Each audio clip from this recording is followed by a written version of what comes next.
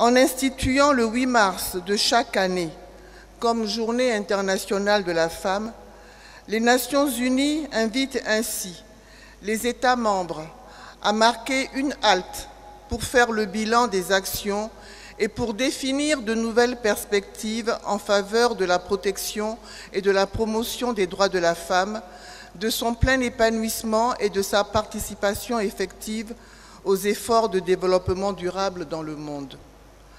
À cet égard, en ma qualité de patronne de la commémoration au plan national de cette 164e édition, je voudrais rendre un vibrant hommage à toutes les femmes et filles des villes et des campagnes du Burkina Faso qui ont à cœur de changer positivement notre pays et qui, à cet effet, affichent un dynamisme constant. En matière de promotion du genre et de protection des droits de la femme dans notre pays, le gouvernement, avec l'appui de ses partenaires, ne ménage aucun effort pour garantir aux femmes ainsi qu'aux filles, mais également aux hommes et aux jeunes garçons, les sécurités essentielles pour leur épanouissement social, culturel, politique et économique. J'en veux pour preuve les acquis majeurs que Madame le ministre en charge de la femme vient de nous énumérer à l'instant dans son allocution.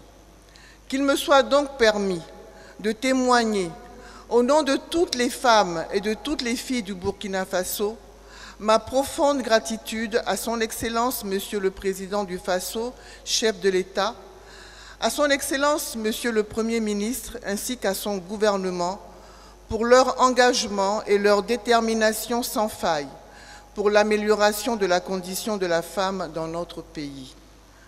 Le gouvernement a pris des mesures d'atténuation qui ont permis d'enregistrer les résultats suivants. Le cash transfert de 25 730 vendeuses de fruits et légumes et des femmes vulnérables de la ville de Ouagadougou et de Bobo-Dioulasso, ainsi que des communes rattachées pour un montant de 1 172 040 000 francs CFA.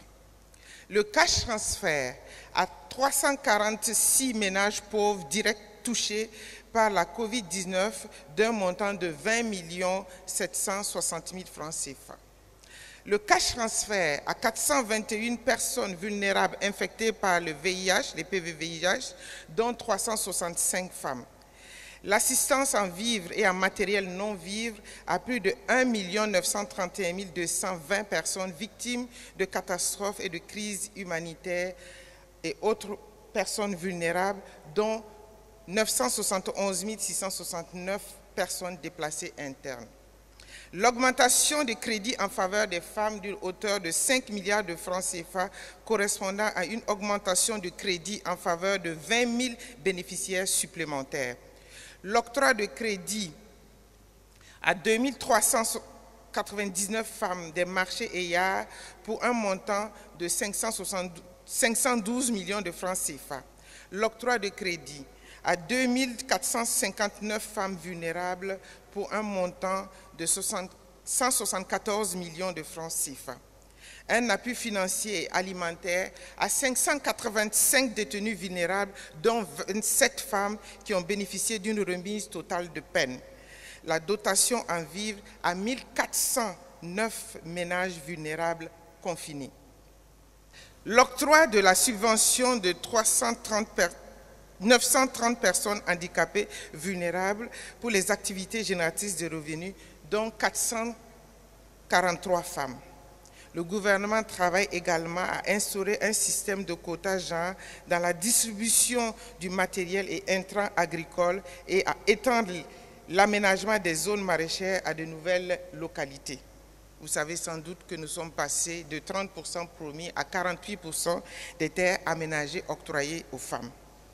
En ce qui concerne la protection et la promotion des droits des femmes et des jeunes filles, un dispositif de dénonciation de prise en charge des cas de violence basée sur le genre a été mis en place à travers l'élaboration d'une cartographie des acteurs et la création d'un numéro vert dont le lancement a eu lieu le 2 mars 2021 Dans le domaine de l'accès des femmes et des jeunes filles aux services des sociaux de base, la gratuité des soins s'est poursuivie au profit des femmes enceintes et des enfants de moins de 5 ans.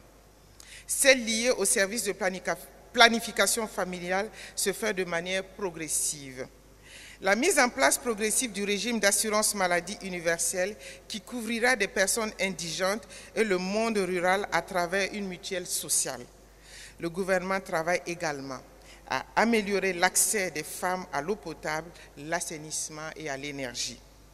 C'est sur cette note que je souhaite à toutes les femmes et à tous les hommes du Burkina Faso une belle journée de la célébration du 8 mars. Que Dieu bénisse le Burkina Faso, que Dieu nous garde et nous bénisse. Je vous remercie.